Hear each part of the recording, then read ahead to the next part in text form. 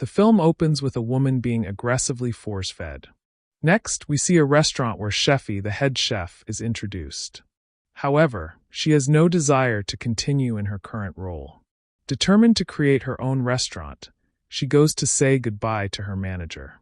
Although Sheffy had managed everything very well at the hotel, her manager is not yet ready for her departure.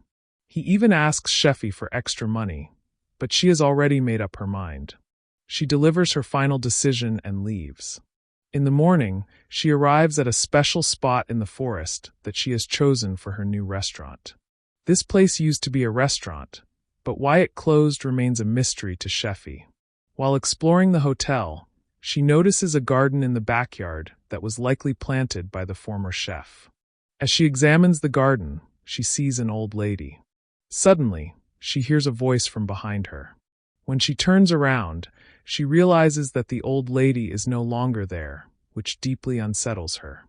Meanwhile, Andres, her partner at the hotel, arrives. He takes her to another forest-themed restaurant, explaining that they plan to replicate its style and features in their own establishment. There, he meets a chef named Lucia, who will be joining their team.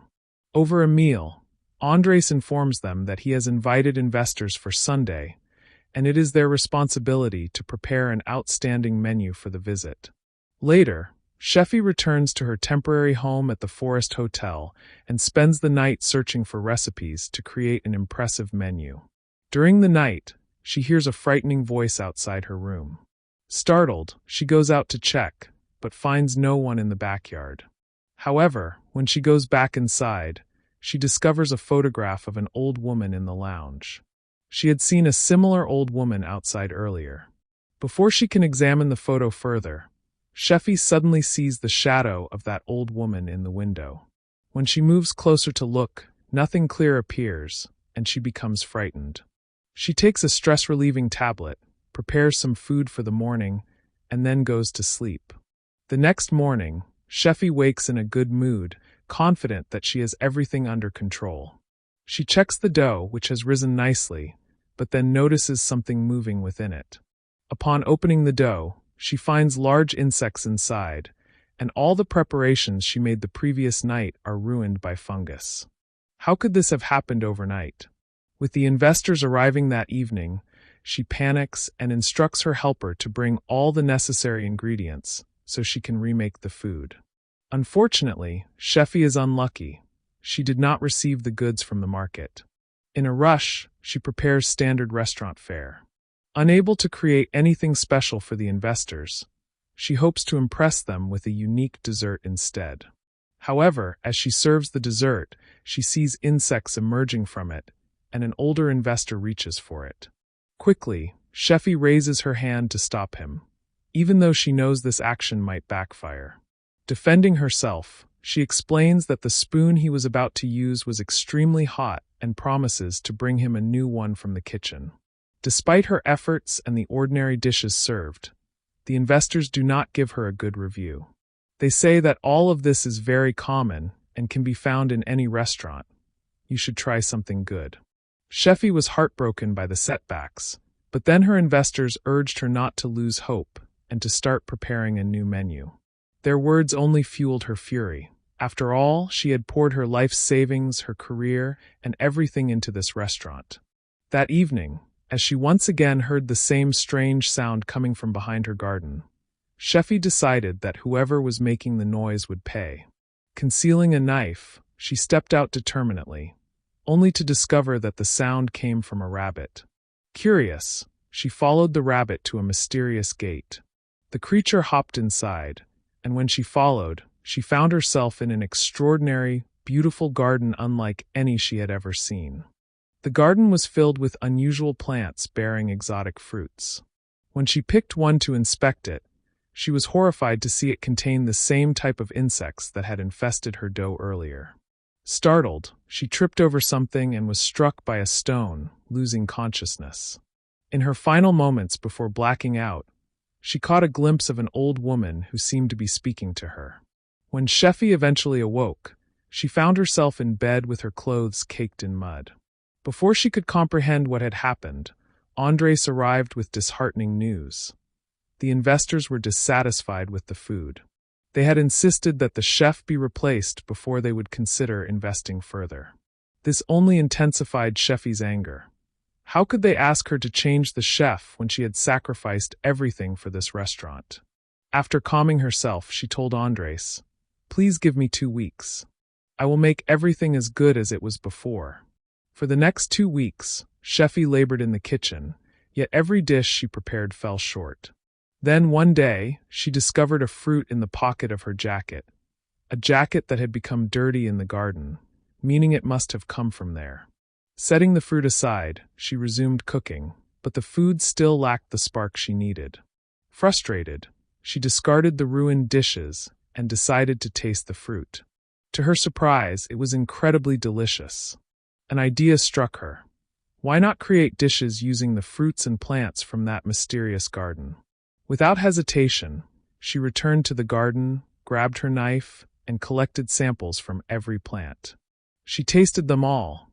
The fruits, and even the leaves were remarkably flavorful. Determined to capture these unique tastes, Sheffy documented the flavors of each plant and made detailed notes on how they could enhance her dishes. While exploring, she noticed a strange symbol carved into one of the trees.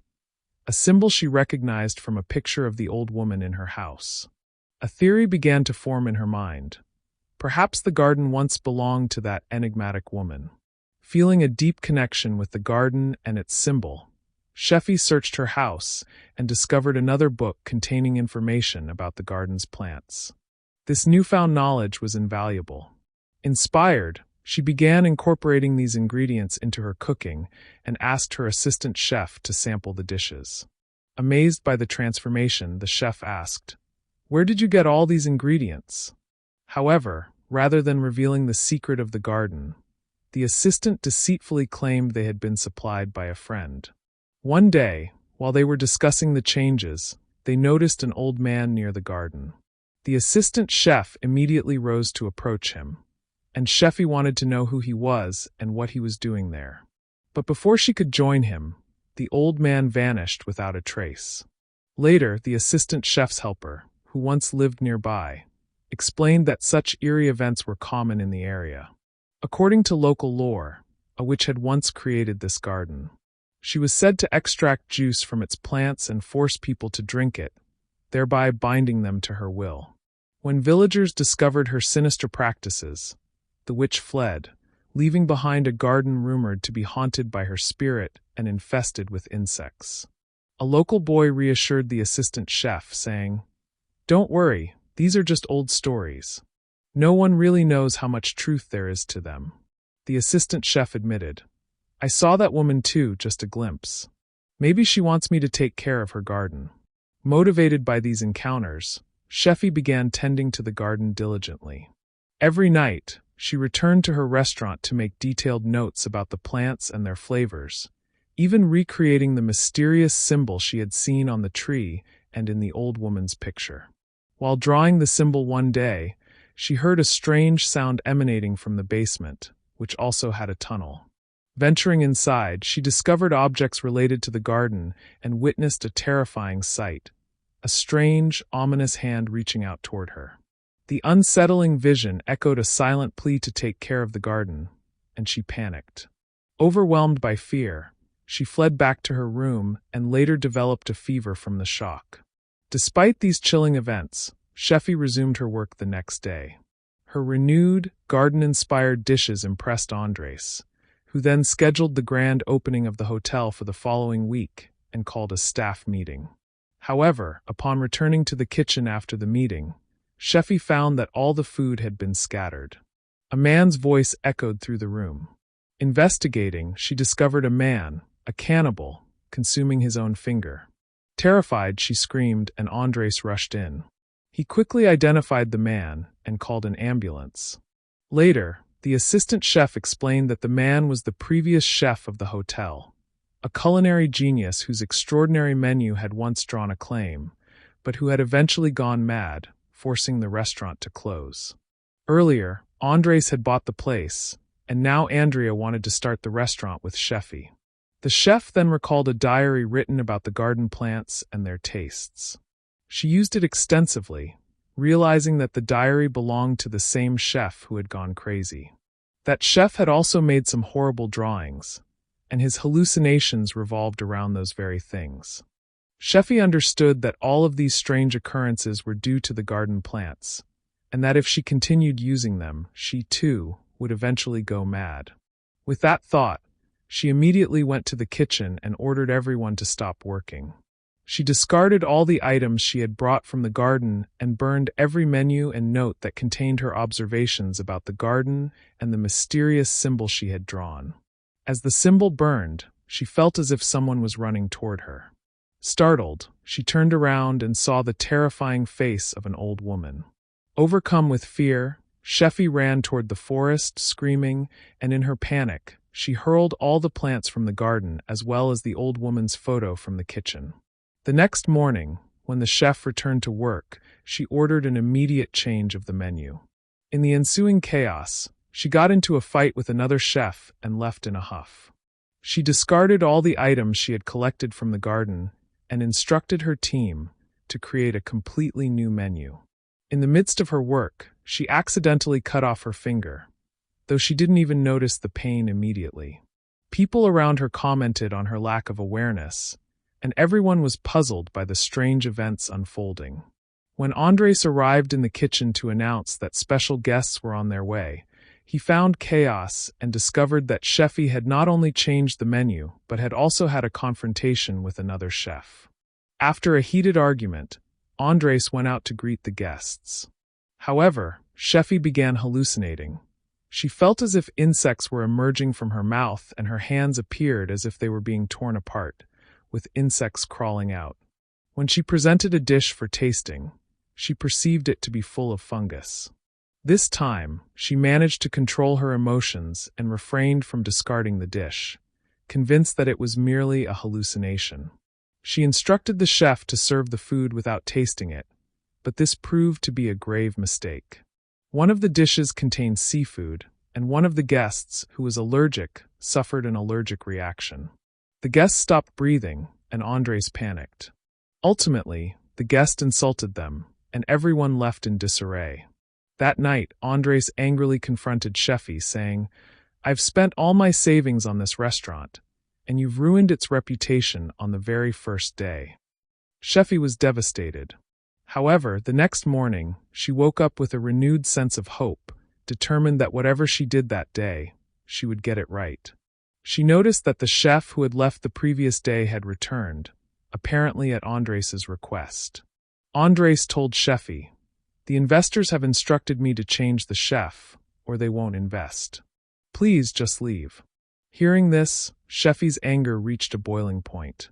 In a fit of fury, Andres took her to the basement near the wine store.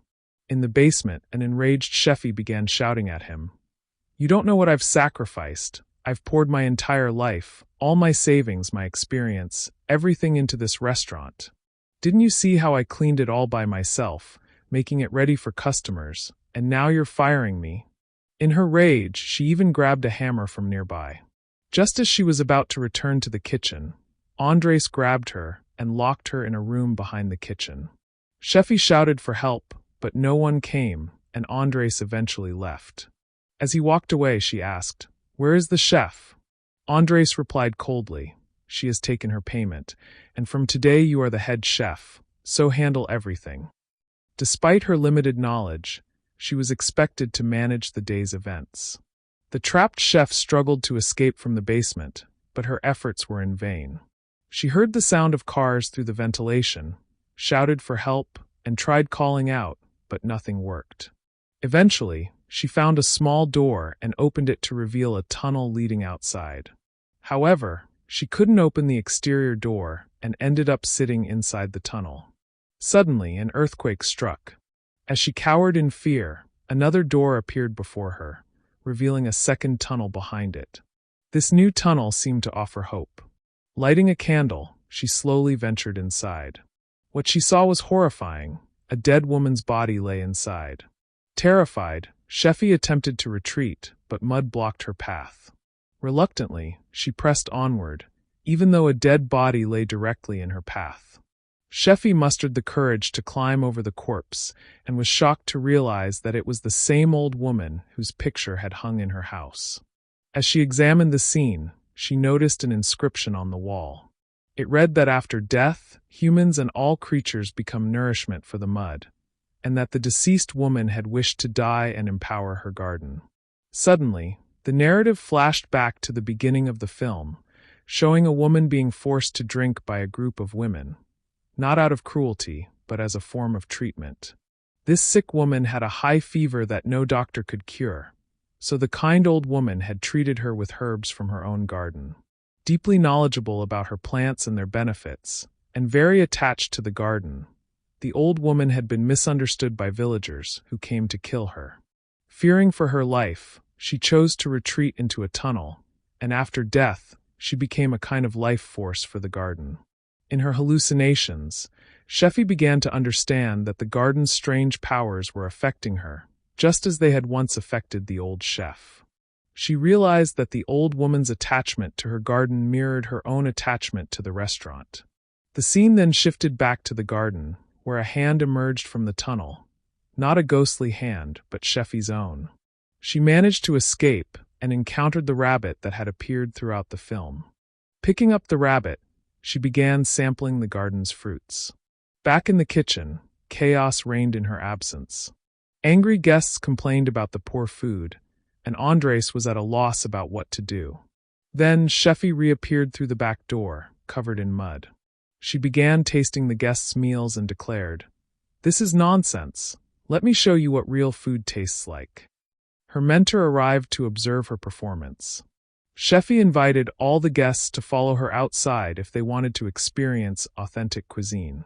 In response, Andres instructed his staff to set up tables outdoors.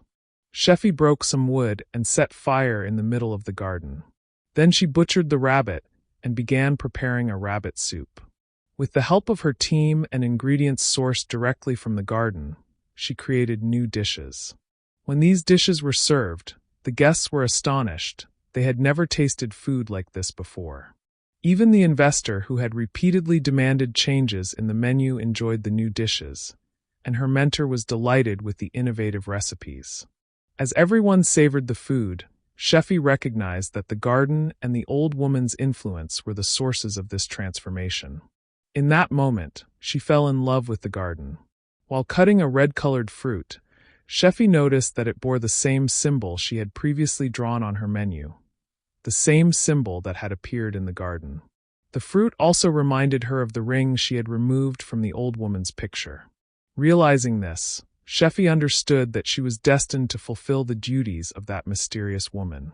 With this revelation, the story reaches its conclusion.